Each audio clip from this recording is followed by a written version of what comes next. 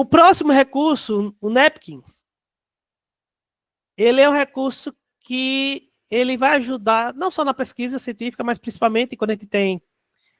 deixa eu logar aqui nele, que eu acho que logado fica melhor. Pronto.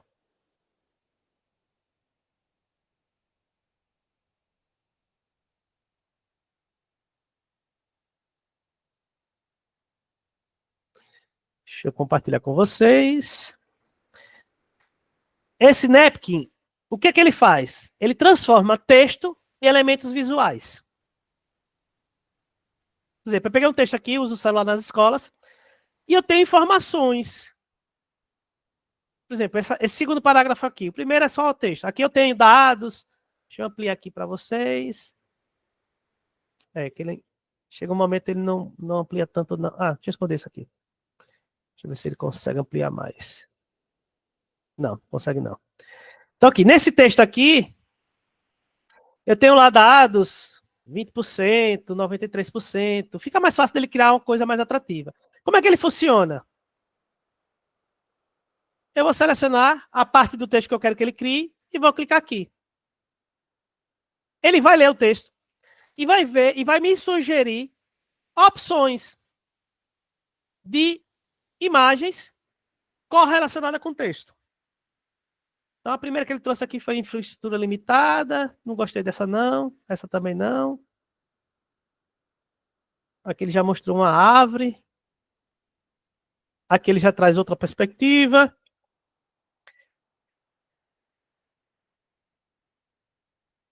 Políticas globais de celular na educação.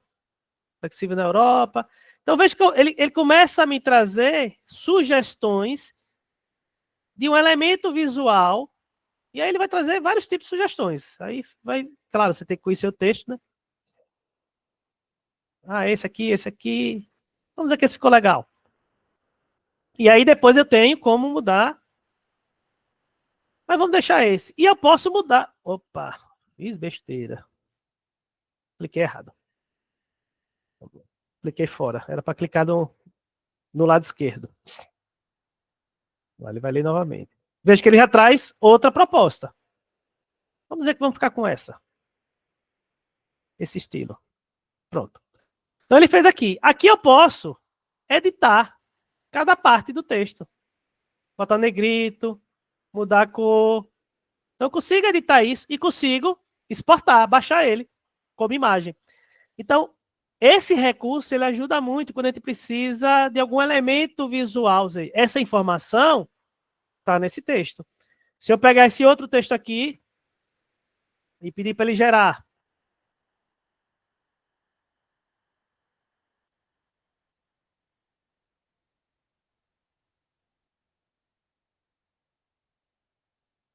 esse aqui.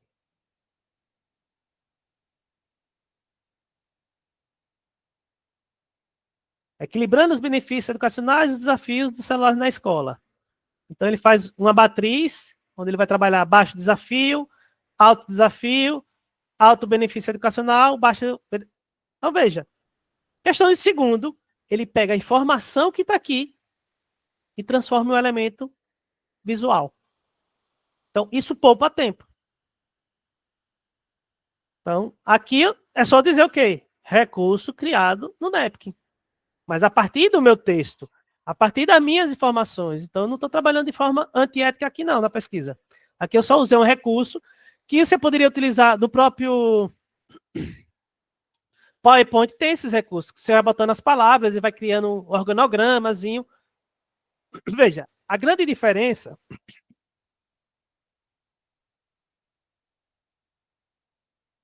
do uso da IA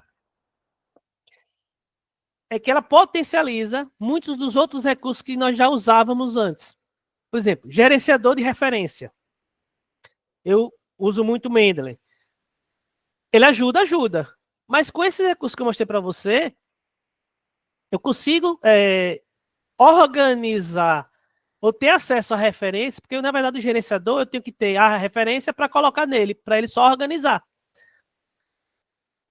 Então, aqui eu tenho acesso a uma forma de buscar muito mais potencializada com o uso do recurso da inteligência artificial para buscar assertivamente aquilo que ele deve buscar.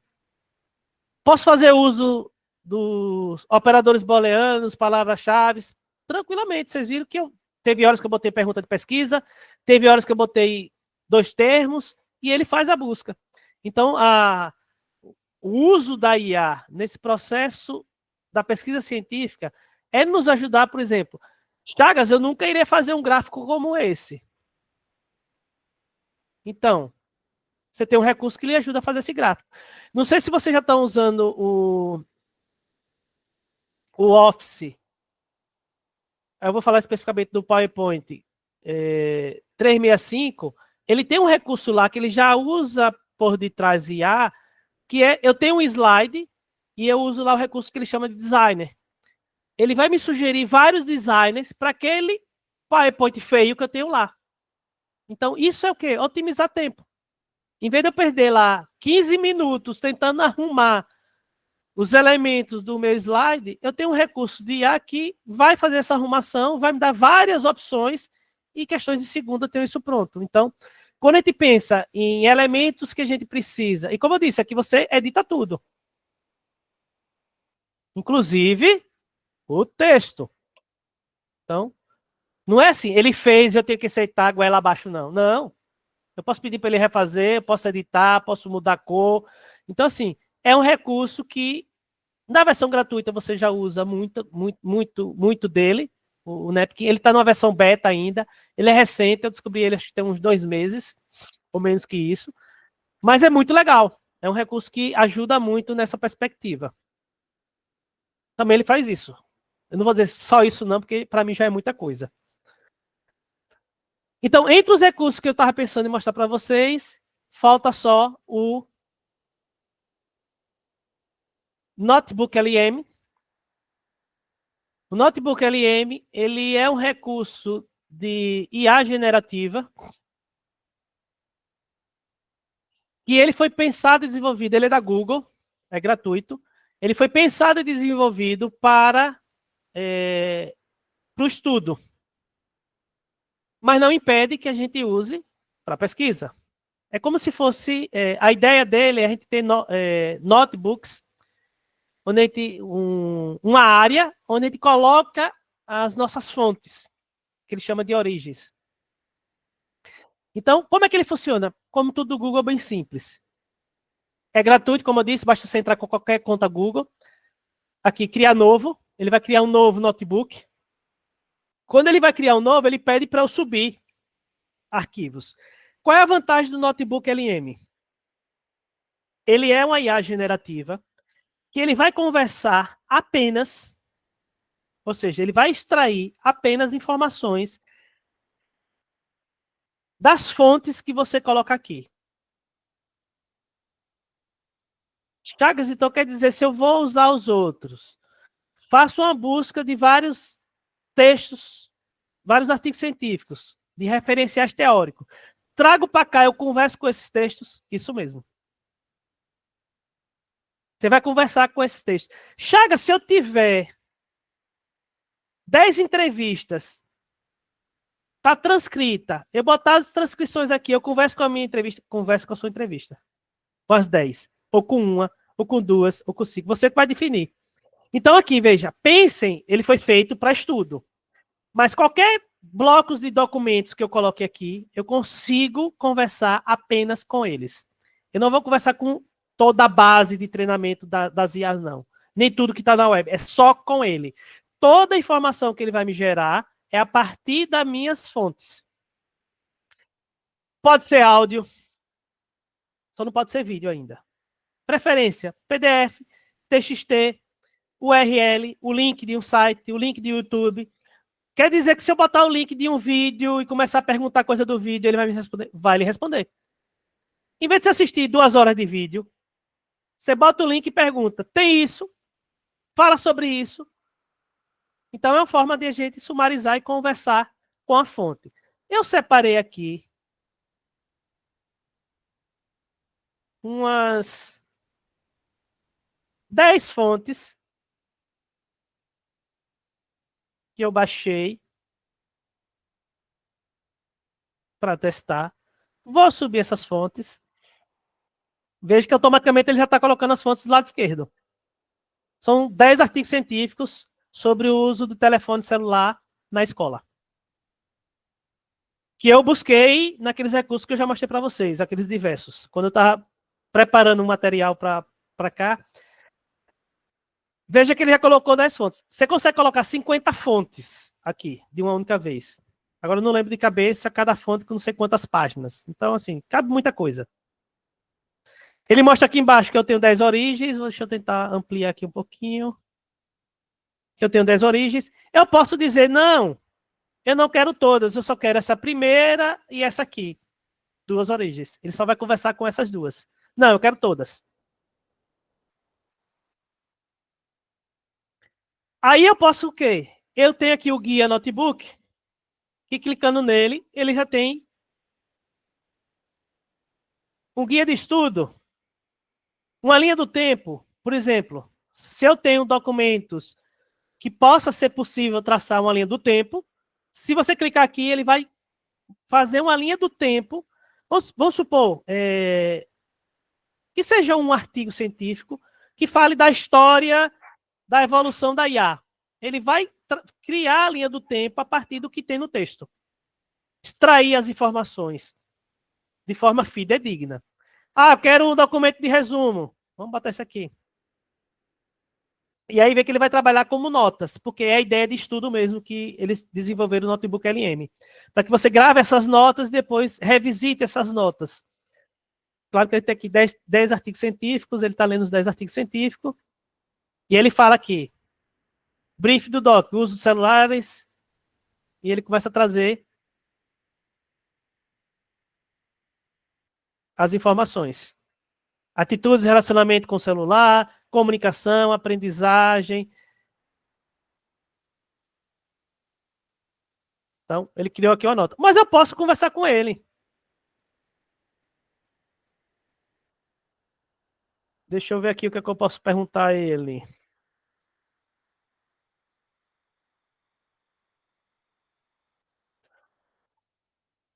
Faça um resumo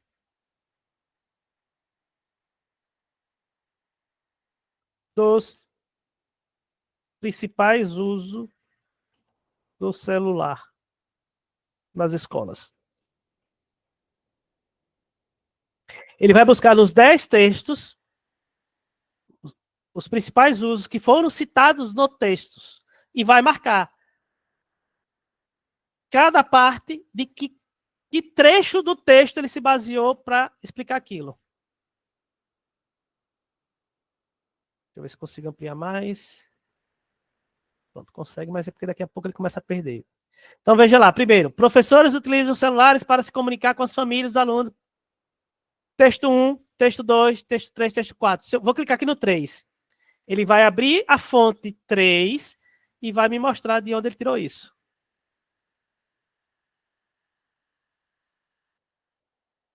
Fonte 4. Ele vai abrir a fonte 4 e vai mostrar. Detalhe, esses textos estão todos em inglês. Texto 1, e você vê que ele está me dando a resposta em português. De onde ele tirou, o trecho que ele tirou a informação. Aprendizagem, já foi no 6, no 7, no 8. Acesso à informação. Vamos no 7.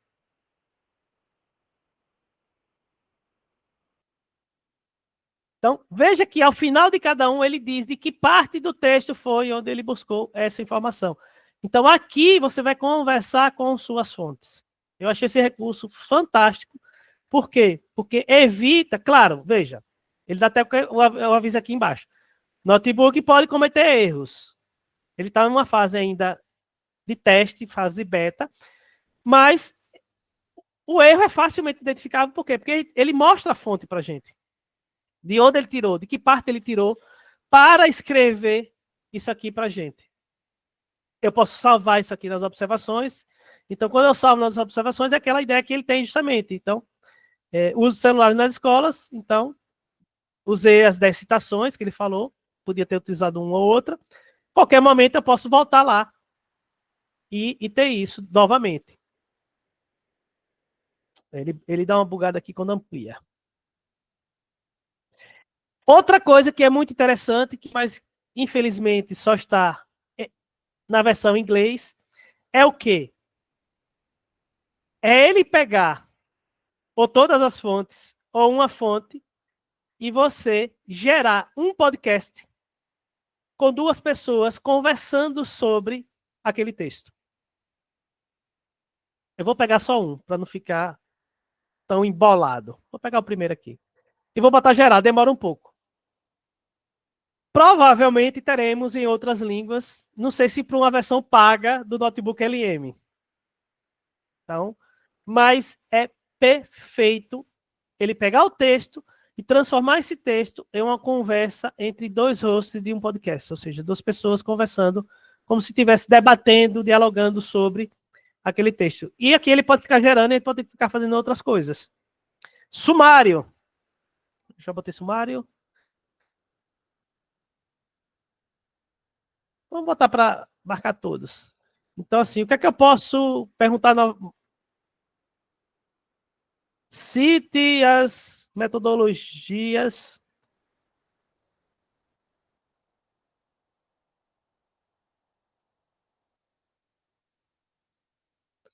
Cite as metodologias utilizadas no estudo.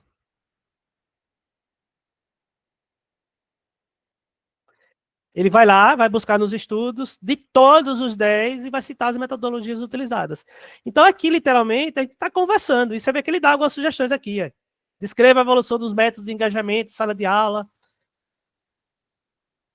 Discuta os resultados da pesquisa de satisfação estudantil. E aqui ele traz. Revisão sistemática de literatura. Abordagem bística, quantitativa e qualitativa. E todas as fontes de onde você tirou. Estudo de casos. Quem foi que trabalhou com estudo de caso. E aí eu posso me debruçar sobre uma. Então, Notebook LM é para a gente conversar com fontes. Eu trouxe artigos, mas poderia ser qualquer fonte. Então, tá em formato que ele possa transformar para texto tranquilamente. Como eu disse, pode ser textos que estão publicados na web, você vai botar o URL, pode ser PDF, pode ser um copiar e colar, texto normal, pode ser um vídeo que ele consegue fazer a transcrição do vídeo. Então, lembre, entendam que quando eu uso os recursos de inteligência artificial, eu tenho que entender que tipo de fonte eu posso estar colocando lá. O chat GPT, por exemplo, se eu tenho... Deixa eu agora compartilhar a tela toda, que ele vai dar a tela cheia para poder... Quer dizer, não, dá para mostrar. Vamos supor que eu estou fazendo uma revisão sistemática de literatura e começo a selecionar alguns textos. O ano da publicação, o nome do periódico, o título do artigo, metodologia utilizada. Esses 10 textos aí são aqueles 10 que eu botei lá no Notebook LM. Por coincidência. Esse é esse aqui. Então, veja. Visualmente, temos duas tabelas. Então, nós conseguimos entender. Mas aí não está o problema. A gente tem que entender como os GPTs trabalham. Se você for ver, visualmente, ela está perfeita. Mas aqui, ó, eu vou mostrar para vocês. Aqui é uma linha só da tabela. Aqui é uma linha. Aqui é a segunda linha. Aqui é a terceira. Aqui é a quarta. Aqui é a quinta. Aqui é a sexta. Se eu mandar isso para lá, ele vai perder a informação. Ele não vai entender, por exemplo, que eu tenho 10 textos. Ele pode dizer que eu tenho 9. Ele pode não entender que esse periódico aqui é para esses 3. Por quê? Porque o formato que ele está... Porque o que ele vai fazer? Quando a gente manda esse arquivo para o GPT, principalmente se eu mandar do Word, ele vai fazer o quê? Ele vai transformar o que está no Word em apenas texto cru, para que ele entenda. E aí, nesse transformar, esse mesclado aqui, ele pode complicar. O bom é se a gente conseguisse, por exemplo, mesmo fazendo no Word, se a gente fizesse dessa forma.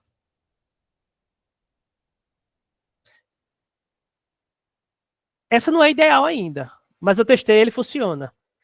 Ele conseguiu identificar as mesclagens.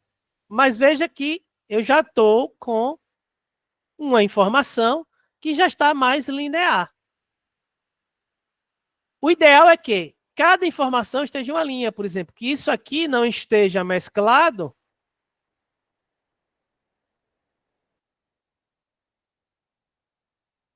E que eu tenha 2015 lá e 2015 aqui. Ou seja, que eu repita a informação linha por linha, porque aí ele entende tranquilamente. Então, a forma que eu vou levar a minha informação para um GPT entender é quando a gente diz, ele não é assim tão inteligente. Porque visualmente a gente consegue entender, tanto nesse formato como no outro. Então, assim, a gente tem que ter esse cuidado, porque muitas vezes a gente leva a base da informação e chega lá, ele não consegue entender ela completa, ele só trabalha com parte dela. Então, uma dica que eu dou é, quando eu levar a informação, eu sempre perguntar a ele o que é que ele está entendendo daquilo. Ou arrume meus dados. Quando você diz arrume meus dados, ele vai arrumar esses dados em uma tabela e aí você visualmente já vê, opa, tá bagunçado, ele não entendeu. Ou ele conseguiu arrumar. Vou fazer um exemplo aqui. Agora eu vou compartilhar a tela toda porque vai ficar melhor do que ficar mudando para lá e para cá.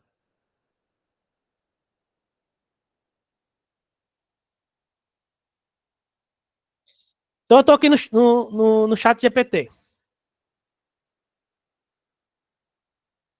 E aí eu vou pegar os dados dessa aqui.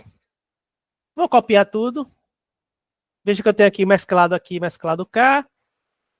Vou copiar tudo. E vou dizer assim. Arrume meus dados. E vou colar aqui embaixo. Vai sair um... Olha, tá tudo desarrumado. Ele não leva... Aqui ele transforma tudo em texto. Vamos ver como é que ele vai trabalhar. Eu pedi primeiro para ele arrumar os dados.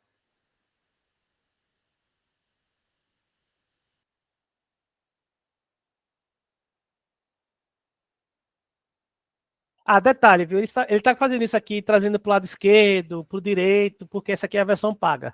Na gratuita, você não vai ter esse privilégio, não. Mas olha o que ele fez. No que estava mesclado, ano desconhecido. Viu que não é tão inteligente? Ele arrumou periódico desconhecido, que na verdade é esse mesmo.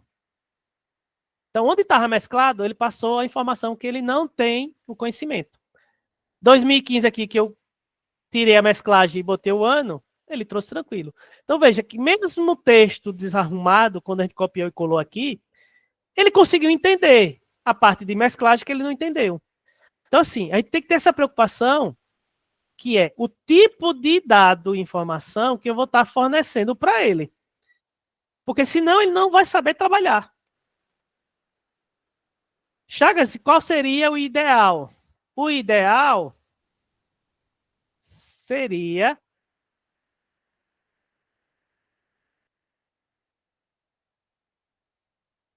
isso aqui. Uma tabela onde cada linha tem a sua informação.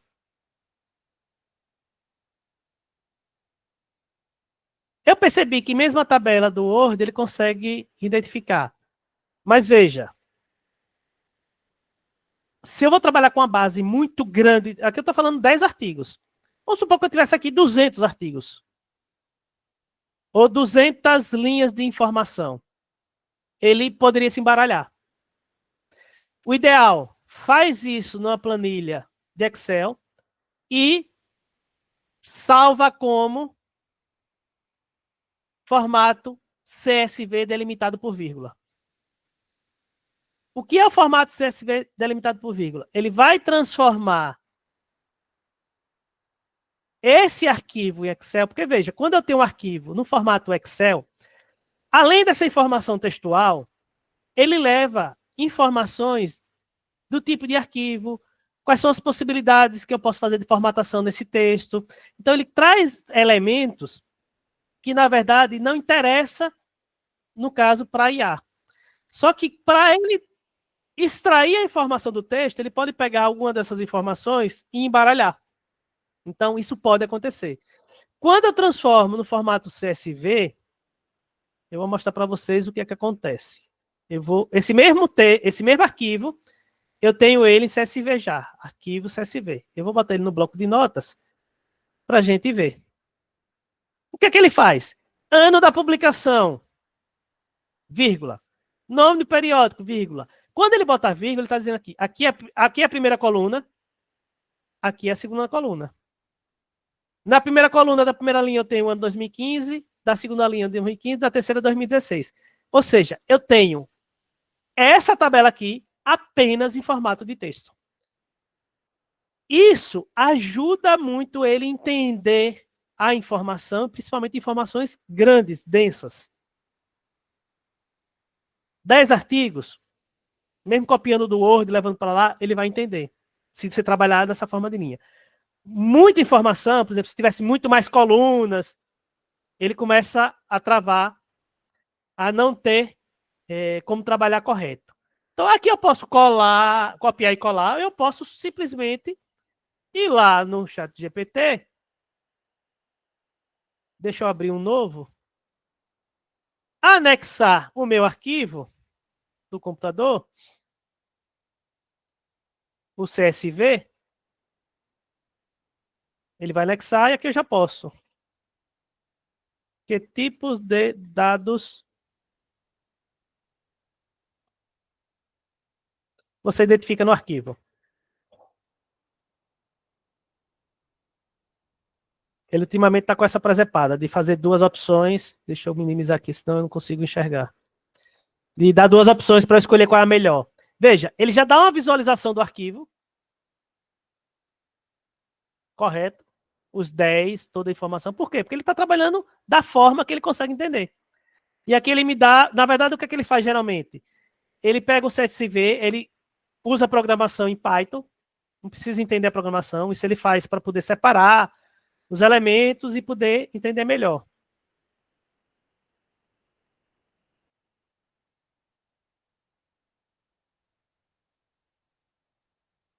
Como é que ele deu uma travada aqui?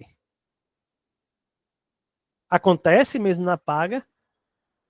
Ah, qual é das respostas que você prefere? Você veja, ele começa a trazer aqui o tipo, ano de publicação, nome do periódico, título, ele me diz as categorias que eu tenho das colunas. Aqui é a mesma coisa. Vamos dizer que eu gostei desse, prefiro essa. Ele terminou. Aí eu posso perguntar que tipo de análises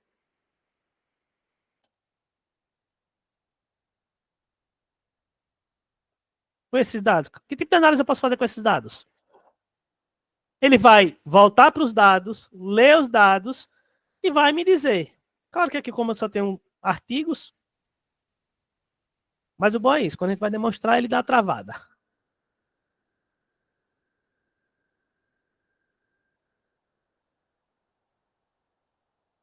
Pessoal, isso está acontecendo na versão paga, viu? Imagina na gratuita. Vira e volta. Ele dá esses travamentos. Análise temporais, análise de periódicos, análise de títulos, por agrupamento temático, identificação de palavras-chave, análise das metodologias, porque tem o campo lá metodologias. Então, veja, ele já começa a me dizer, a partir dos dados que eu tenho, e veja, isso é interessante, que ele vai me dizer vários tipos de análise que eu possa fazer e que ele pode me ajudar a estar fazendo essa análise. Não vou dizer que eu vou mandar ele fazer análise, copiar e colar, não é isso. Mas ele dá sinalizações de que tipo de análise, com esses dados especificamente, eu consigo estar fazendo. E aí você pode estar perguntando, Chagas, vale a pena pagar ou não? Não ganho nenhum real da OpenAI para isso. O que é vantagem que eu vi do ChatGPT pago em relação ao gratuito? A qualidade das respostas. Fato. Isso acontece. E a vantagem de você ter acesso ao que ele chama de GPTs. O que são GPTs? Veja, tem até do consensus aqui. São uma forma de treinar o chat GPT para uma função específica. Vou dar um exemplo. O Escolar AI.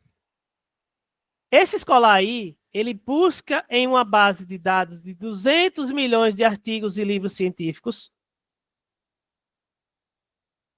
Ele faz uma busca nessa base de dados e traz retorno para a gente apenas informações desses artigos e livros científicos que estão nessa base. Então, se eu botar aqui IA e educação,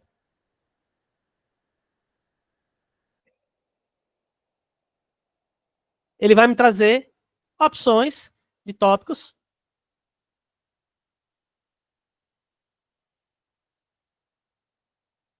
Vai botar sugira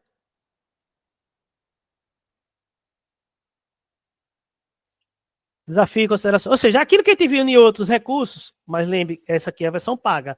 Se não for na versão paga, você não tem acesso a esses GPTs. Então, sugira artigos sobre a educação, para ele buscar lá na base e trazer para a gente. Ele está se comunicando com a base dele.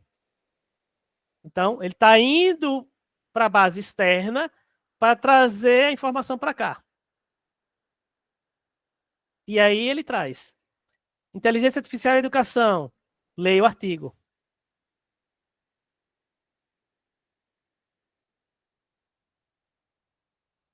O artigo está aqui. Revista Amor Mundi. Nota sobre viés utilitarista da educação contemporânea e modelo da pandemia. Então, ele começa a trazer a partir do que você pediu para ele pesquisar. A Chaga ele só trouxe 5, só você pedir mais. Então, uma vantagem do modelo pago, não quero dizer que é para ninguém estar pagando, mas são essas, de você poder trabalhar especificamente GPTs que alguém já fez, já preparou, ou você pode fazer seu GPT. Você pode criar um GPT. Não dá para explicar aqui porque é uma coisa que é bem demorada. Então, por exemplo, eu consigo fazer, Chagas, o que o Notebook LM faz aqui, consigo. Eu crio um GPT que só eu vou utilizar, que eu boto as minhas bases e aí eu consigo colocar bem mais do que o Notebook LM, e eu vou conversar apenas com aquelas minhas bases, com as minhas transcrições de entrevista, com os meus grupos focais, com as minhas rodas de conversa. Outra vantagem, eu posso subir um áudio aqui e pedir para ele transcrever. Claro, lembrando aqueles preceitos que são de roda de conversa, de grupos focais, qualidade do áudio está boa, que ele vai conseguir identificar. O que é que ele não faz? Ele não identifica os autores. Isso foi da fala de fulano, isso foi da fala de ciclano. Ele vai trazer o texto corrido. Aí existem outras IAs, que aí eu esqueci agora no momento de separar, porque me veio agora essa ideia. Existem outras IAs que conseguem separar por cada pessoa, cada participante da roda de conversa, e depois você identifica quem é. Claro que ele não vai dizer o nome, né, pessoal? Mas aí você vai lá, não, essa fala aqui primeira foi do professor. Quando você bota todas aquelas falas que foi do participante 1, ele já substitui para o nome do professor.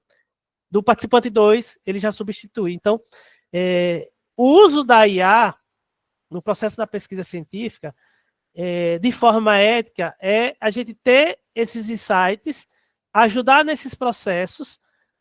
Por exemplo, um prompt que eu posso estar utilizando aqui. Eu tenho um texto, eu quero saber o que é que eu preciso melhorar no meu texto. Veja, não é ele reescrever meu texto. Então, eu boto o texto aqui, eu acho que eu botei um prompt desse para vocês. Identifique no texto o que é que eu preciso melhorar. Ele vai dizer lá, você precisa melhorar a concordância, e ele vai trazer um exemplo. Por exemplo, um erro de concordância aqui. Então, usar a IA dessa forma, está usando de forma ética. É a mesma coisa de eu pagar alguém para fazer a correção textual. E detalhe, quando a gente paga para correção textual, muitas vezes a pessoa muda o seu texto. Geralmente eles deixam marcados para você identificar o que mudou, para se valeu a pena ou não. Então, assim, essa ideia dele sugerir o que eu preciso mudar, você pode até pedir, sugira o que, é que eu preciso mudar, sem que ele mude o texto. Então, assim, você pode utilizar esses recursos para que você lhe ajude em alguns processos que geralmente são mais demorados. Por exemplo, você te manda um texto para alguém fazer uma avaliação de ortografia, se a gente pega alguém para fazer a formatação da ABNT, a pessoa, no mínimo, vai pedir 2, 3 dias. Aqui você faz em questão de segundos. Voltando, tem que dar aquela conferida. Olha lá a mensagenzinha que tem embaixo. Chat GPT pode cometer erros. Considere verificar informações importantes. Então, não é para se confiar cegamente, mas é para nos ajudar em alguns processos no fazer pesquisa. Então, categorizar, ajustar a informação, arrumar os dados, ele ajuda muito. Você viu que eu copiei e colei aqueles dados que ficou bagunçado, e ele ajusta em forma de tabela. Então, o que, é que eu sempre digo? Entenda como o recurso funciona, para, diante da sua necessidade, você saber solicitar para ele o que você está querendo que ele lhe dê de retorno.